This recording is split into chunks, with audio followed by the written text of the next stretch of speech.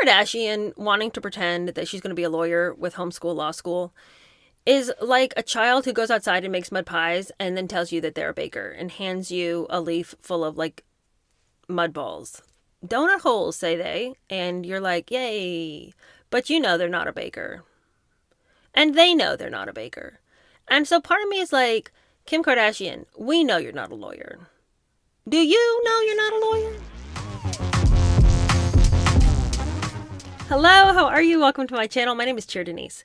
Today is Friday. I'm so happy. I'm so happy not to be talking about Megan. I talked about Megan on Monday, on Tuesday, on Wednesday, on Thursday, and I want to talk about anything besides that wench.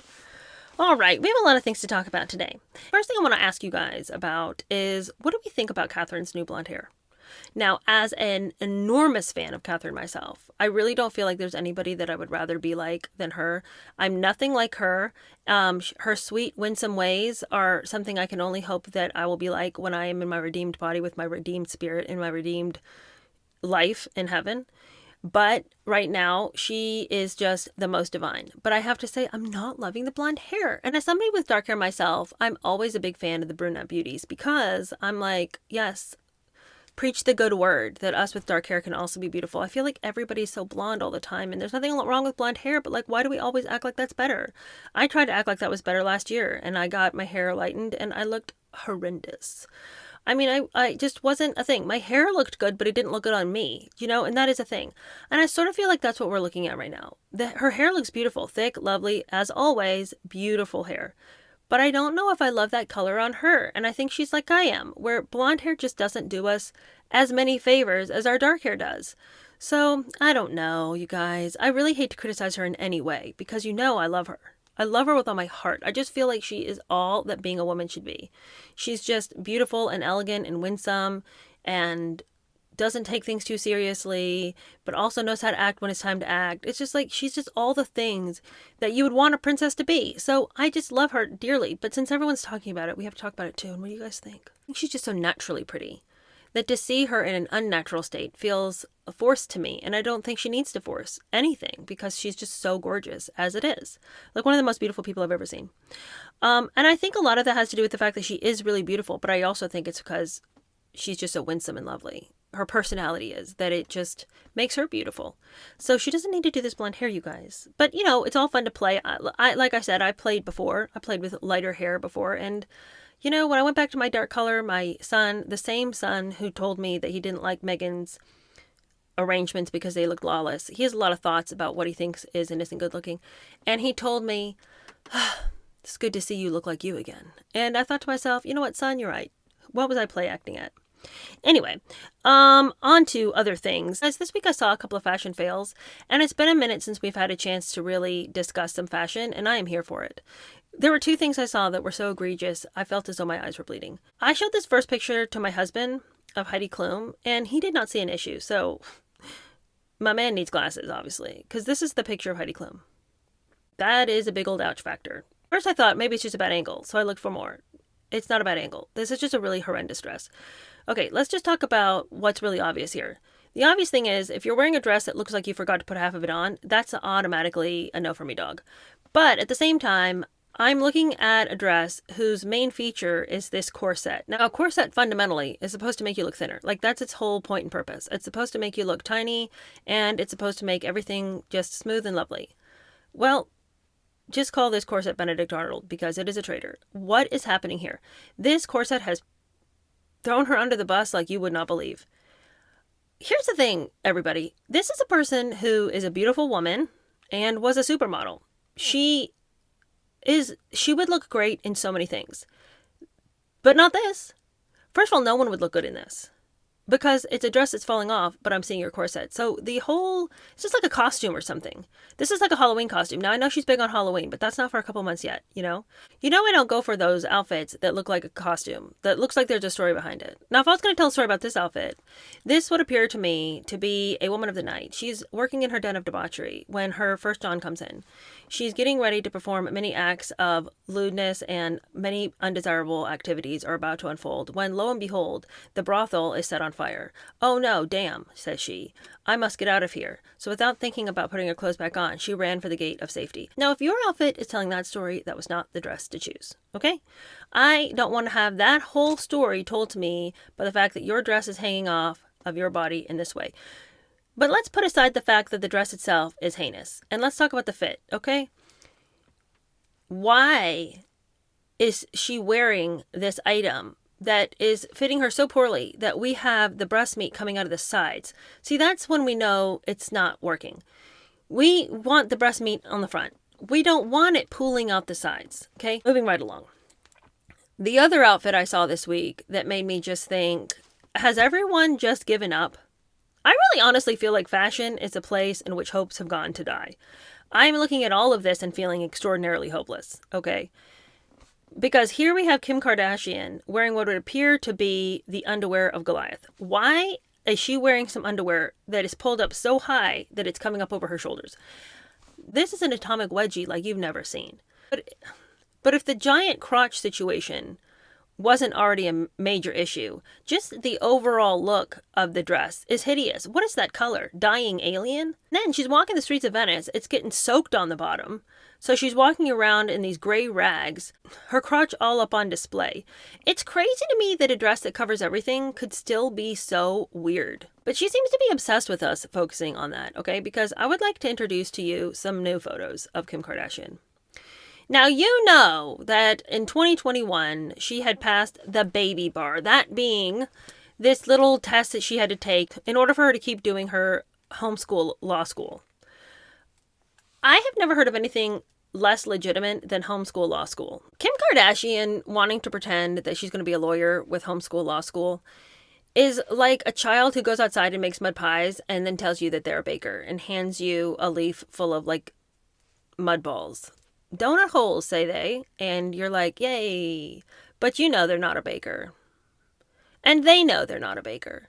And so part of me is like, Kim Kardashian, we know you're not a lawyer. Do you know you're not a lawyer? Or that you never will be? She gave us a whole bunch of pictures, though, of her studying, because of course she needs you to know that she's super smart and makes lots of flashcards and binders. Okay, so if you don't think she's for real, take a gander at these pictures.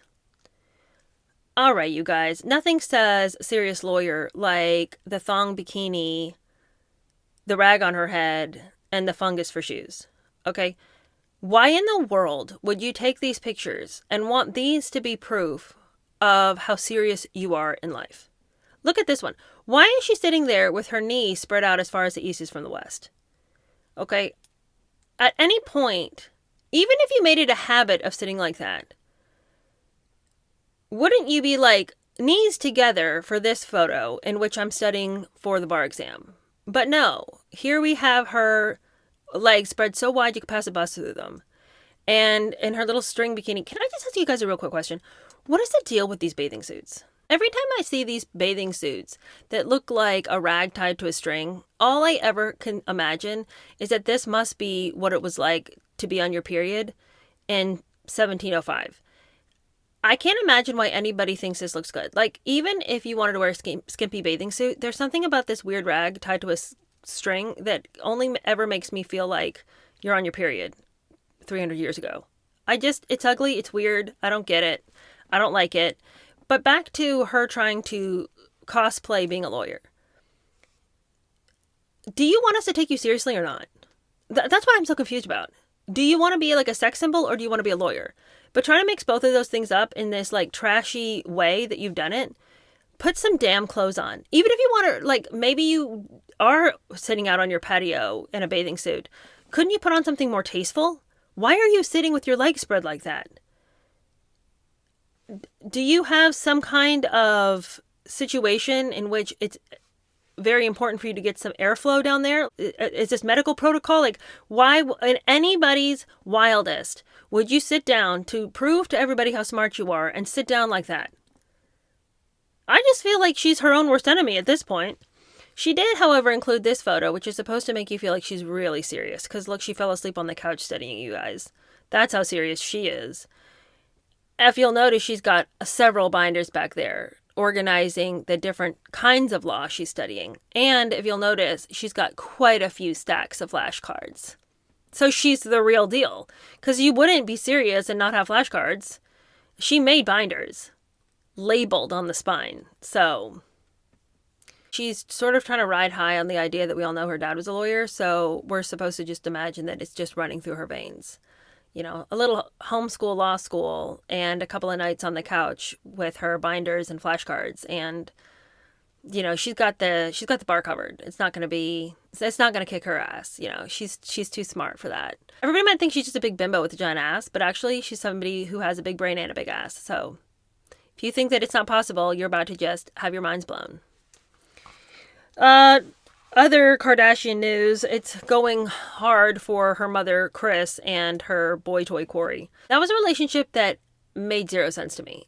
Zero. Like, I don't think anybody in the family ever really understood or could imagine that she and this Corey had a real tight bond. I mean, what was she even doing with him? She's 69. He's 44. He never seemed like he got along with her kids. The amount of fighting and brawls that happened because of him, countless. When he decided to talk to Scott and Courtney about how he would beat their kid if he had an opportunity to, if that kid acted out in front of them. I mean, at that point, I can't even imagine that Kris would have maintained a relationship with Corey. Like, he just said that he'd beat one of her grandkids. I'm sorry, but if he scratched me for no reason, I'm whipping her ass, and I'll explain to y'all later. What? I would whip her ass. You would whoop Penelope's ass if she scratched you? I would give her a spanking for sure. My daughter? Corey tried to cover his ass by saying it's just cultural. Black people beat their kids when their kids are out of line. And I'm like, I don't know that you should speak for everyone like that. But he acted like it just was no big thing, that he said he'd beat her ass if she ever did wrong. And I mean, Scott was like as appalled as it's possible to be. I mean, poor Scott, he grew up in the Hamptons. I don't think he's ever even heard talk like this. But he was horrified and said that Corey couldn't be around their kids anymore. And if that was the only thing Corey'd ever done, I would still think it's crazy, but it's also reality TV where everything gets blown out of proportion. But then you'd see him trying to instigate fights between Kendall and Kylie. Kendall, you've been a rude person for years. I'm about to tell you the truth about how you are. You don't apologize for nothing. You get into one thing, now you got something to run and harp on, then you tripping. I'm already pretty frustrated with the whole situation and hurt and offended. Corey, he's just not right in this situation, and I'd rather him just admit it. And to me, it's like, what kind of a grown-ass man is over there trying to instigate fights between two sisters? That is some drama and some crazy foolishness. Was he just wanting to be part of more storylines on the show? I don't know. But regardless, this is a person who has never been an individual that made any sense for the show, that made any sense for Chris's life, and somebody who we always knew would end up on the side of the road, because Kris has been frustrated with him for a while and has been out there publicly humiliating him and talking down to him. But none of us thought that he was going to be taking care of her in the old folks' home. We always knew that there was a time ticker on that relationship, and the time has come. Well, now he's saying that if she throws him to the curb, she's going to find herself in a world of hurt, because he happens to know a lot of secrets about the Kardashians, real things that people would want to know. And if she doesn't give him some lump sum, she can just expect to find all their secrets splashed all over the place. Because, as he says, he needs that money, since, after all, he has quit his career to be her boyfriend. Well, man, that sounds like a personal problem to me. If you wanted to quit your job to be somebody's boy toy, that sounds like desperation on your part for a free meal and a free roof over your head. You just found a sugar mama, and that's her fault that you wanted to sit on your ass, and now you're saying, oh, if you break up with me, then you have to pay me because I wasn't working because I was too busy being your boyfriend? That's about as pathetic as I've ever heard a man speak.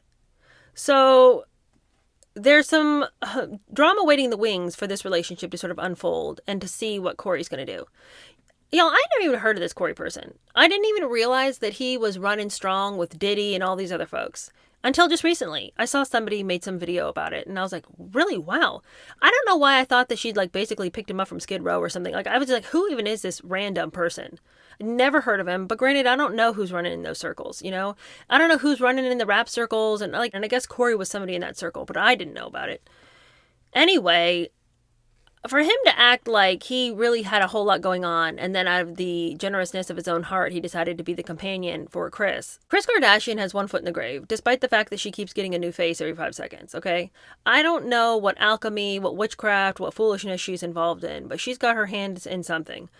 And so she might continue to look like she's 30 years old, but the lady is getting there in age. So for him to have acted like this was going to be something that he was going to be in for the rest of his life, I don't see how that's even possible. He should have had a plan B in his back pocket, okay? So for him to be over there wringing his hands and saying, how could you rob me of my life and not kick me to the curb? That's some BS, man. What were you doing with all the money that you were gaining being on the show? It's not exactly like it was just a roof over your head and a meal on your plate for that night. You've been being paid. What a loser. I mean, they're all losers, but it just seems really evident, and I've always thought it was evident, that he was just over here looking for him a little handout. And for the family to act like, well, it's just really sad to see the way Corey's doing Mom. You knew this is how Corey was going to do Mom. All right. Speaking of moms who've just made enormously bad decisions, can we talk about Selena Gomez's mom? Oh, gosh. You guys, listen to this.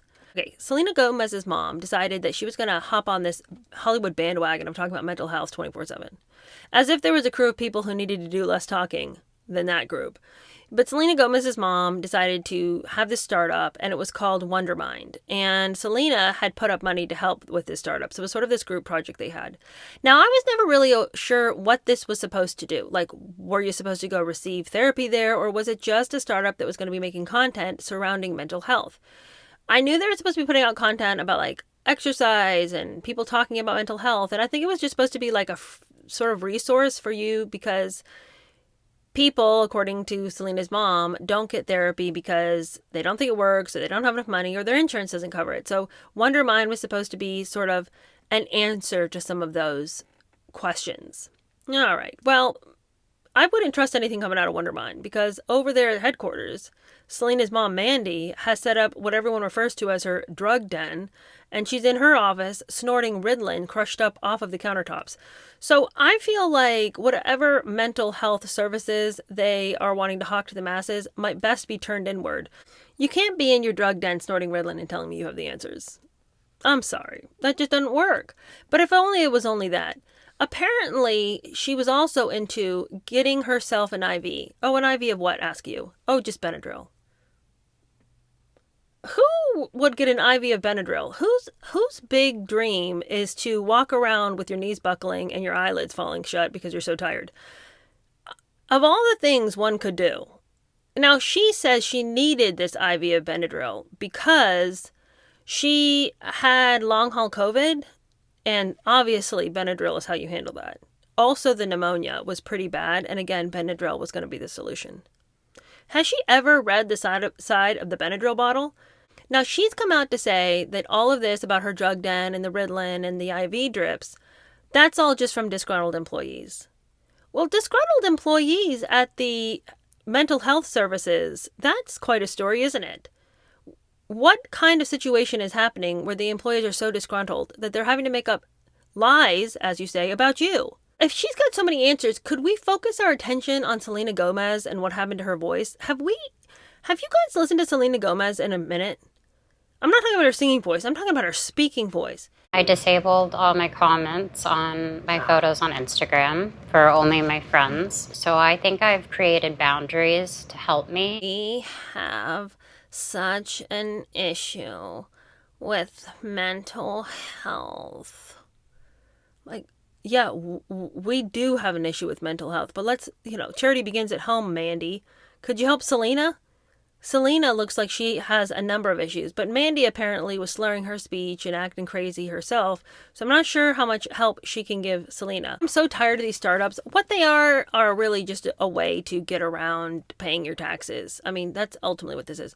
There's nobody there who's making content about mental health if your boss is snorting Ritalin and taking IV drips of Benadryl and her daughter is Selena Gomez. Like, there's no help to be found here. So obviously this is just a front for your taxes. I mean, it's the same thing like the Kardashians, how they have that church. It's like their literal own church. And they give so much money to this church, but it's not really anything. It's not really any church services or anything. They call it a church, but it isn't really. And they send all this money over there. And, it's all just another way for them to avoid paying taxes, because you send money to a church, you tithe to this church, and nobody really knows what's going on with that money. It would appear that the church is turning around and handing it back to the Kardashians. So all these people and their little businesses, their startups, all these little charitable endeavors, it's all just another way to hide money. It's all just another way to get your money back. It's all just another way to not pay taxes on it, okay? That's just a story that I came across as I was scrolling, and I just thought, yet again,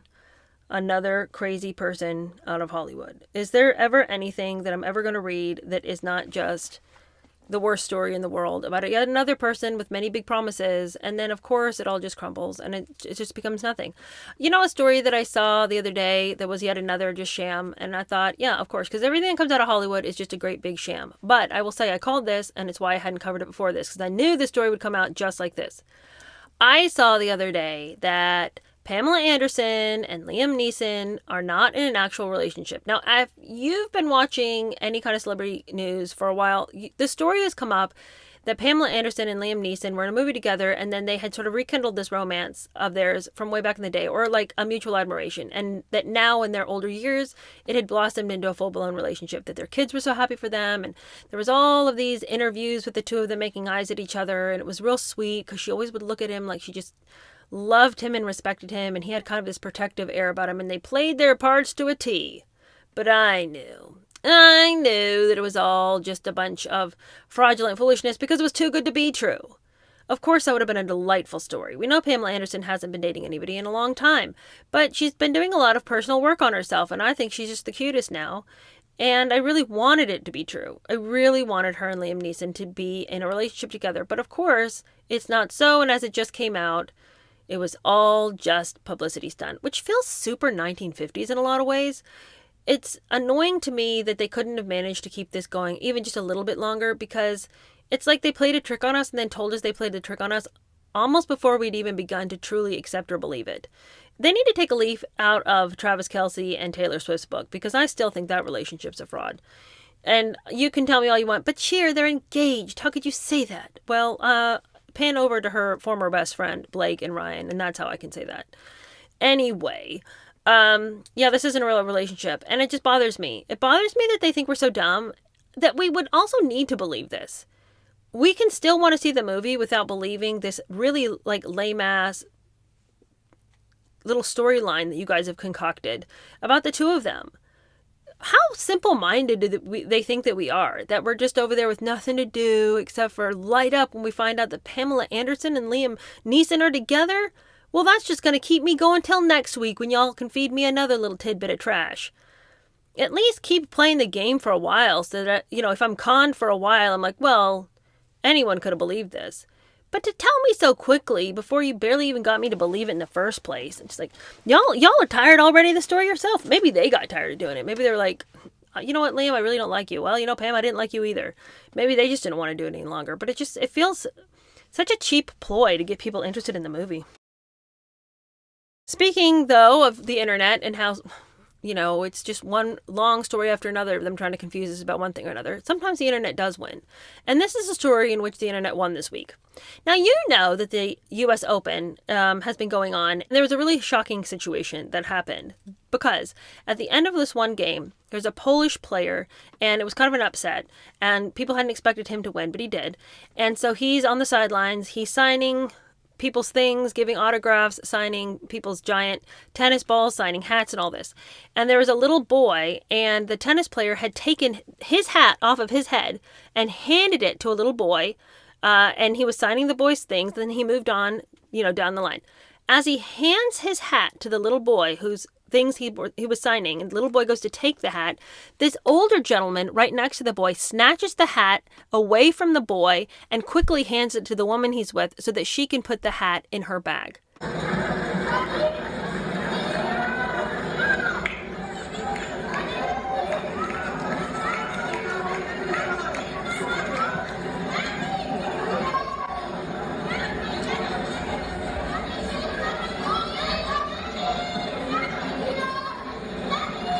The internet went wild with rage. We were so angry. Like, what the actual are you doing to that little kid? You watch that video and you immediately feel for that kid and the frustration of being a kid in a grown-up world where this person has wronged you and there's nothing you can do about it. So everyone was angry. This guy was such a loser. What kind of a loser? What kind of jackass? Piece of trash would do that to a kid. So this clip's going around. As it's going around, people are like, identify this man, identify the woman he's with. Turns out this is some Polish CEO and his wife. And rather than immediately apologize for what he'd done, he doubles down. His basic thing is, hey, you know what? You snooze, you lose. So this kid had to learn eventually at some point that you just got to be faster. Be faster, be better, and then you can get what you want. What are you actually talking about right now to me? So then the internet's really angry. Oh, so it's the kid's fault that you decided to be a jackass? You take advantage of somebody weaker, younger, unable to stand up to you, and that's a big win for you? Oh, you snooze, you lose. I won, man. Maybe you'll remember this lesson next time, though. Is that what you say when you beat your wife every night? Sorry, I'm just bigger than you, so that just meant you got on my nerves. You made me hit you. It's really your fault. I mean, it's that kind of a logic, you know? So then everyone's really angry. Meantime, the tennis player finds out about the story. Through social media, he's able to track down the kid, give him another hat, and we have a really lovely picture of him and the boy and the hat. Well, that's great. In the meantime, crazy millionaire CEO who's trying to double down on his actions decides, oh, crap, I'm in a lot of trouble. A lot of people think it's really bad what I did. And he doesn't seem to understand that what he did was bad. But since everyone else is telling him that it is, oh, okay, since I got caught, I'll act sorry now. He goes on to issue the most pathetic, meaningless, lying apology you've ever seen. The man's learned nothing. So he says, hey, you know, I'm really sorry for what I did. In the heat of the moment and the excitement of victory, I just did a really silly thing. But you have to understand, my sons had been handing him a hat to sign. I thought it was the hat that he'd signed for them. And in the heat of the moment, I just kind of lost track about what was happening. I didn't mean it. I'll send the hat back. We've seen the video. The tennis player takes his hat off and hands it to the boy that he's dealing with. At what point does the man, the CEO, think that the hat that the tennis player just took off of his head was the hat that the CEO had handed him? There's no conceivable way to think that what he's saying, his confusion, his general misunderstanding is actual fact. Anyway, he eventually goes on to send the hat back to the young boy who he stole it from in the first place. But if that man retains his position, anybody who would treat a child like that have nothing to do with that man's business. Now, luckily, he's like a Polish CEO, so I don't know what business he has with us. But that guy, if he's going to do that to a kid, he's going to screw you over so fast. He's probably screwing all the employees over. They need to start looking at their books over here. A person who would do that so publicly and to a child who he thinks can't get back at him, that guy's riddled with issues. And this is like the CEO who got caught at the Coldplay concert with his crazy girlfriend and the two of them having an affair right there on camera. You know, same thing. If that CEO is going to do that kind of trash, their business practices are in question. If you're going to steal from a little kid and then double down and say you snooze, you lose, and then come up with some phony baloney excuses to why you thought that hat was something that was supposed to go to you, you're a liar and a fraud, and people need to question you. Speaking about things we need to question, what's going on at the University of Kentucky? There was a story going around this past week about this cheerleader from the University of Kentucky. She had had a baby, presumably in the dorm room.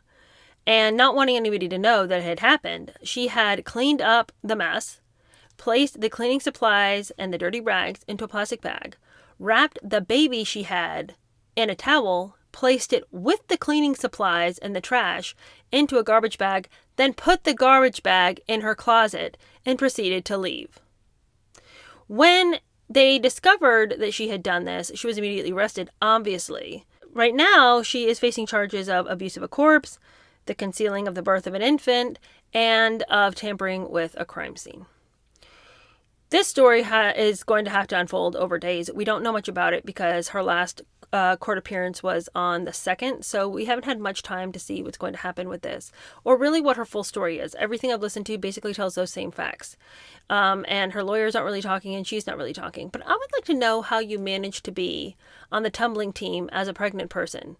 Was there no time at all when somebody was like, hey, what's going on? You look bigger than you used to. Or You know, because you're like in skimpy outfits. I mean, a cheerleading outfit isn't exactly a maternity dress. You know, how were they just like, well, I guess you're not going to be the flag anymore? I mean, like, what were they thinking about what was happening with her? What were her excuses? I want to know what the friends have to say. I want to know what her teammate said, what her roommate said.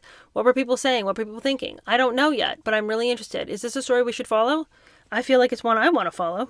Speaking about people not knowing how to handle their babies, Machine Gun Kelly's out here looking like he's never held a baby in all his life. Oh, he was with Megan Fox for a long time, and the news was that they had broken up, but he said on an interview recently that that never happened. They never broke up, and that they've always been together, and that for a brief time he'd gone to rehab, but, you know, everybody saying they broke up, that was like neither here nor there. The two of them have always been together. I'm like, have you talked to her recently? Because I don't know if that's the story she's telling. But anyway, we saw them together this weekend, and he was over there holding this baby like, it almost looked like he was trying to nurse the baby, because the way he was holding it kind of like way down here, like, I'm like, oh, I know you say that you're part alien, but as far as I know, you ain't got no milk for that baby. So why don't you raise the baby up a little higher? Like, why is it way down here with its face buried in your chest? He's just holding this baby so awkwardly. You know, this is like Meghan Markle trying to hold a baby or something. Like, have these people never held children? Our final comment for the day is Lena Dunham. She's got a memoir, you guys. A new one. I had hoped she'd stop putting pen to paper when she decided to let us all know the way she had abused her sister those many years. But I guess she figured that since no one got her the first time over her indiscretions, she's free to tell us anything and everything that she will now. She decided to post these photos. Now, I don't know what's going on with that bristled monster. I don't understand why she thought that this would be the best way to announce the book. Her book, and whatever demonic creature this is that just came out of the pit of darkness. But this is how she's letting us know she's writing some more. There's a long caption about it, you know, lots and lots and lots of talk about herself, since that's her favorite subject. Even in this post, she acknowledges her favorite subject has always been herself to write about. But here she is. She's going to write us another memoir. And I'm telling you this much right now, you guys. I'm scared to death to read it. Scared to death. I don't want to read that thing. I didn't ever read the first one. I don't want that filth in my head. So I don't know if I'm going to cover this. I'm not sure. But I'll tell you one book I did cover, and I'm going to put it out as a bonus episode. Christine Brown Woolley. She's one of the sister wives. She's written a tell-all book, and she definitely does talk about some things. I was going to put it as part of the Friday News Roundup, but then I ended up sitting there talking about it for 30 minutes. I thought nobody wants 30 minutes of the Friday News Roundup to be about sister wives, so I've made that a separate video, so look for that. All right, well, thank you guys so much for hanging out with me. I will see you guys later. I always love hanging out with you. I'll talk to you soon. Bye.